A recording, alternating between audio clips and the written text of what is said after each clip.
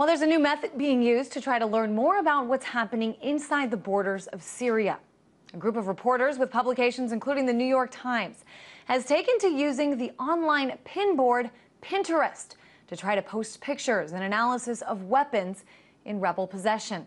They're hoping to learn more about exactly where these weapons are coming from.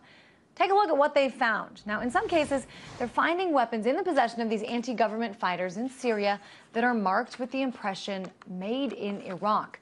There are many other types and origins for these weapons. And it's interesting that Pinterest has now become a place for people to pool information. To talk more about this, I am joined by freelance journalist Emmanuel Stokes.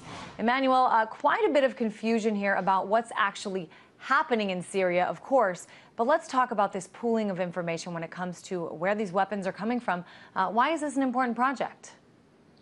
It's important because fundamentally, if you find out where the weapons are coming from, you begin to learn about what sort of sides are, what sides are involved in the conflict and who's funding who, or arming who, rather. I found the thing, the main thing that we have to say, though, is we don't know for certain. I mean, okay, we've got some photographs from Mr. Chivers, which say stuff like made in Iraq. Now, that doesn't surprise me too much, but making the connection between that and, say, al-Maliki, who's sympathetic with the Shias, and saying that he's involved in the conflict, we can't be totally certain about it. But yeah, I think, let me just stop you there. I mean, caveat. A lot of people, might know that Bashar, the leadership government in Iraq is supportive of Bashar al-Assad's regime.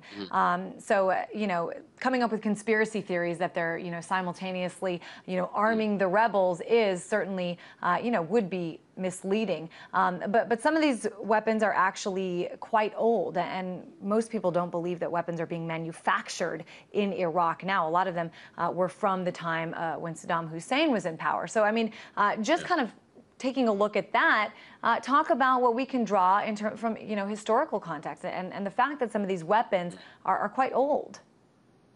Yeah, no, it seems that basically the new government has taken hold of the storage of weapons that Saddam had, and maybe sending that, to increase its regional influence, particularly in Syria, because the main issue here, and what the whole thing about weapons flows froze up for me, is the fact that this is fast becoming a proxy war, or even a sectarian war to some degree. Not entirely, and I think it would be to oversimplify things to sort of simply call it that, but I believe that's sort of happening. And we can see that, it's quite clear that, just from reports, for example, in the New York Times in June, the US are vetting weapons that are coming in from Turkey, and it's clearly a sign that they know that arms are, that are coming from foreign powers, in particular Saudi Arabia. That's another thing.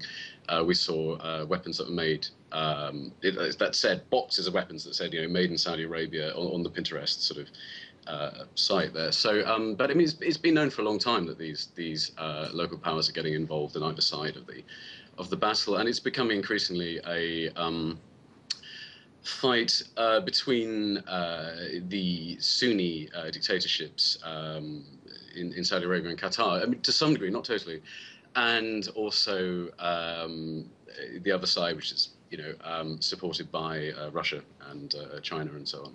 Well, I think that's a really good point.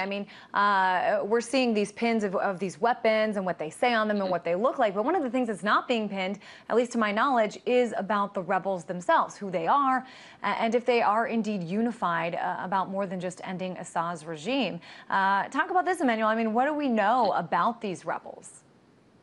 Well, what do we know about these rebels? Again, you see, we can't be totally certain, but on Al Jazeera, which is, it to me has appeared to be fairly pro the FSA to some degree.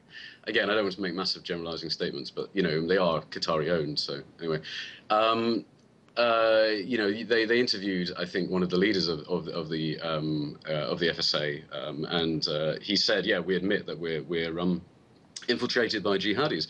The jihadis are coming, according to all reports, from all over the Muslim world, but we don't know exactly who they are. We know that they've got some links to people, like they're listening to Adnan al-Aror, who's a famous, some would say, Salafist sheikh. He's a Syrian expat who lives in Saudi Arabia, and he's made various blood-curdling statements about killing Alawites who do not side with the FSA.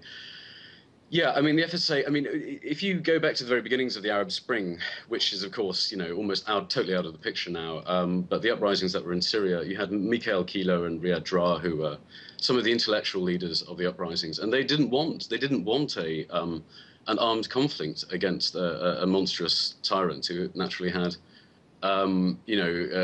his forte would be, savage brutality, and having a greater amount of, weapons and military might.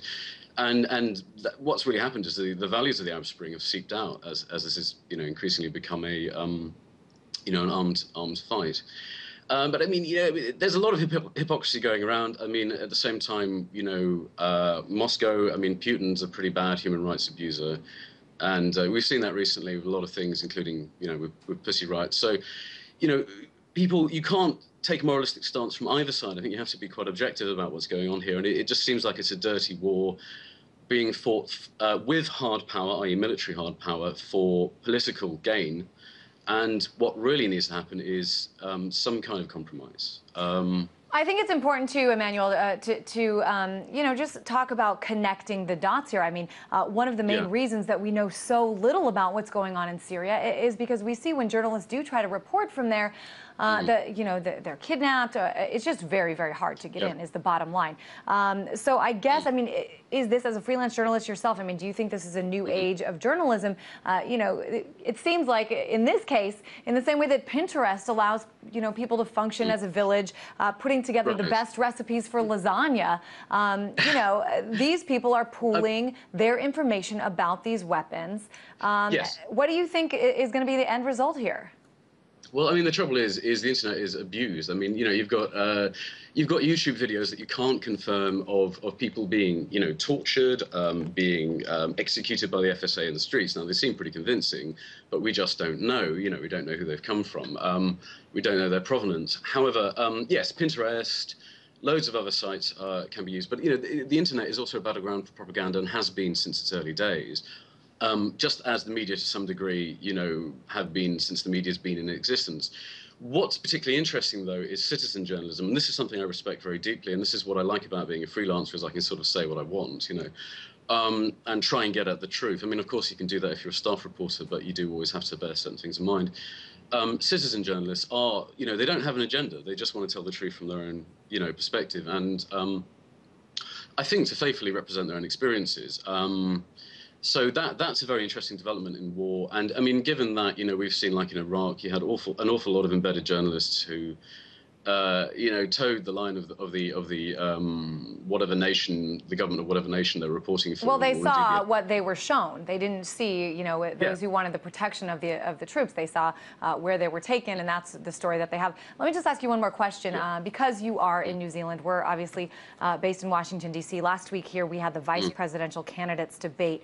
I just want to play really quick what Vice President Joe Biden said regarding Syria.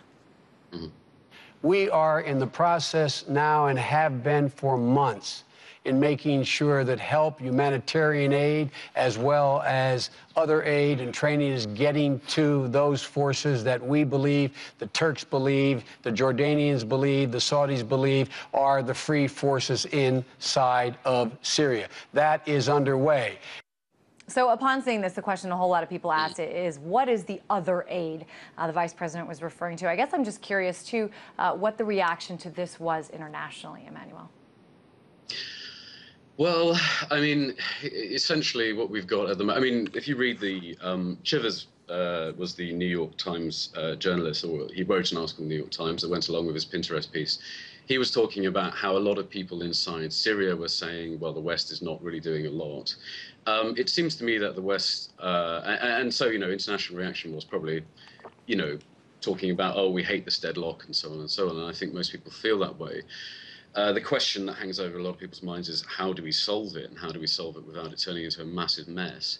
In terms of what he's referring to, Biden, about other support, well, I mean, we know some aspects of what the US is doing. I mean, they definitely know about the flows that are going in. They said that they provided non-lethal support, but it's pretty clear they're probably monitoring it with satellites, even drones. And so they're providing diplomatic support and intelligence support, I think, to the rebels. Beyond that, it's hard to speculate, and I think I've speculated too much already about aspects of what's going on.